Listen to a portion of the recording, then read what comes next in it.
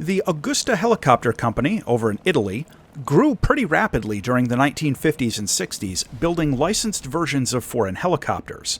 However, during the late 1960s, Augusta decided it was time to start producing their own designs, and they got to work on the A109, which became the first Italian helicopter design to enter serial production. The actual design phase ended up being fairly straightforward, as the new helicopter opted to use existing best-in-class design features rather than trying to break new ground on advanced technologies and stuff. The A109 was a fairly standard twin-engined light utility helicopter, roughly in the same class as the Bell 206 or the Mill Mi-2. The new design first flew in late 1971, but the initial testing phase suffered major delays after a fundamental design flaw was discovered in the transmission system, along with some structural issues in the airframe. Eventually, by the mid-70s, the A109s were rolling off the assembly line for a variety of different private and public sector customers, mostly in light passenger transport roles, medevac, and maritime search and rescue. The new helicopter quickly gained a pretty good reputation as being easy to fly and highly reliable, which helped Augusta market the A109 into roles that were ready to replace other helicopters that were at or near the end of their service lives. Military roles for the A109 were initially limited to battlefield liaison, search and rescue, and reconnaissance.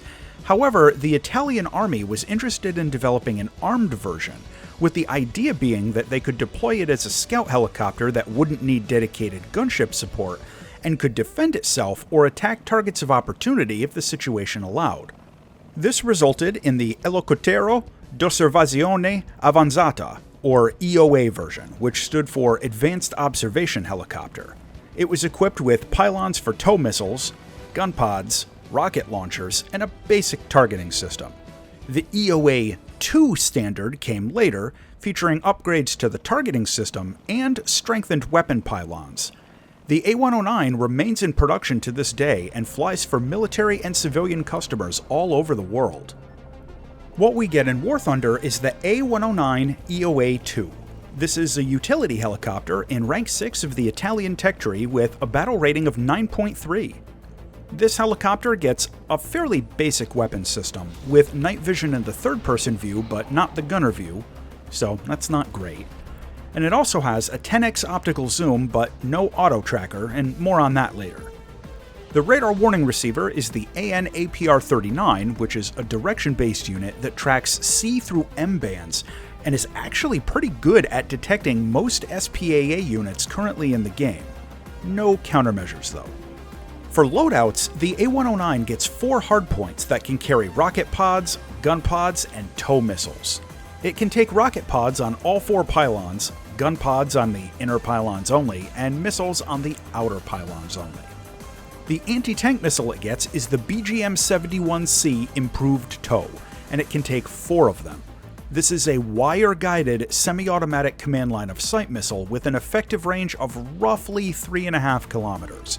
It's got a regular heat warhead with fairly good armor penetration, but notably, as with some other helicopter missiles, the BGM-71 tends to wobble and swagger a bit with direction changes, and it takes a little practice to guide them in effectively.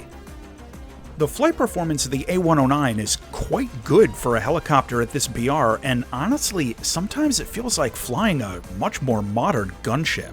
It's very agile, with good collective and cyclic response, and it can change pitch direction very quickly.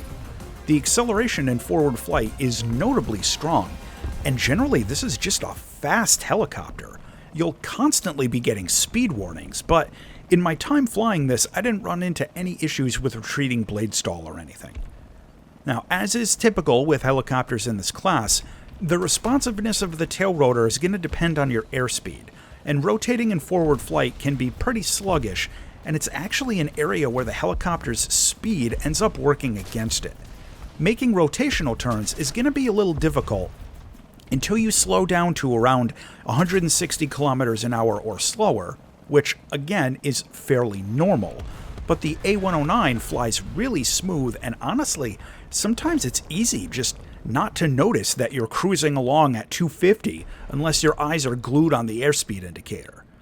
Now, with those caveats, I want to highlight that the A109 is a very easy helicopter to fly, much like it is out in real life. The light and responsive controls, the high speed, and the general agility make this a very beginner-friendly helicopter, and even if, maybe especially if, you had a hard time flying the Mi-24D before it in the tech tray, this is going to be a refreshingly simple helicopter to actually control out in flight. In terms of taking the A109 out in a battle, there are some heavy considerations to think about. I want to start off by talking about the targeting system. You only get a 10x optical zoom without an auto tracker, which is fairly basic. It's generally enough to find targets and guide in the tow missiles, but it's usually not enough to target the tow missiles on weak spots unless you're very close. And as a result, you might find it difficult to one-shot targets with the tows, and really that's a fairly typical experience. The good news is, in terms of the low zoom ratio, that the tow missiles are pretty short range anyway, so you're usually going to be close enough where at least seeing the target isn't going to be too difficult.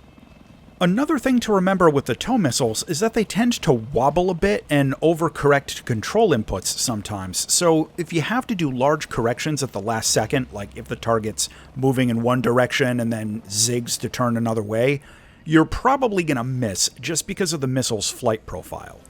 Now, while we're talking about the tow missiles, another really important detail is that they're just slow. They fly a bit under 300 meters per second, and as I'm showing in the clip you're watching now, you will lose just about every missile jousting match against player SPAA missile launchers, even if you shoot first, as almost any SAM you're going to face will be significantly faster. Speaking of firing your weapons, the A109's weapon pylons are angled slightly up relative to the normal direction in a hover or out in forward flight, so it's normal to have to dip your nose down a little in order to get a target within the firing zone for the tow missiles, and it also means that the unguided rockets tend to shoot a little high relative to the targeting I-bar display. Remember, no CCIP or anything, so if you're going to go out and make a rocket attack, it might not be a bad idea to fire one or two off as ranging shots before dumping a salvo in. Now, while I'm on the rockets, just a reminder that since they're very short-range weapons and this helicopter doesn't have any armor or anything, you're generally going to want to fly through as if you were doing a bombing run in a slow plane and not loiter over the target too much. Remember, this helicopter is extremely vulnerable even to light machine gun fire. Visually, the A109 looks like exactly what it is, a utility helicopter with some weapon pylons. Now, I personally think it's a good-looking design, but I do kinda wish we had more skins for it in the game. Landing is something you will want to practice. The A109 has fixed wheeled landing gear, and it has a really bad tendency to roll around a bit after you set down, so you're going to want to make sure you apply full brakes and check your angle so that you're not lifting the nose wheel or anything. Despite how easy this one is to fly, it's actually a bit tricky to land. To close out on the A109 EOA-2. This helicopter has great flight performance and is fairly easy to fly. It's cheap in terms of spawn points, and it's got a really good radar warning receiver. However, it doesn't have any air-to-air weapons, it's got a fairly low optical zoom, and it doesn't have any countermeasures. The final verdict on the A109 is that this is a fairly typical helicopter for its BR bracket, and while it might feel like a downgrade from the Hungarian Mi-24 before it in the tech tray, its flight performance is dramatically better, even if its weapon system is objectively a downgrade. Still, it's fun to fly, and it provides a good, healthy challenge. As always, thanks for watching, and if you enjoyed this video, check out this other one.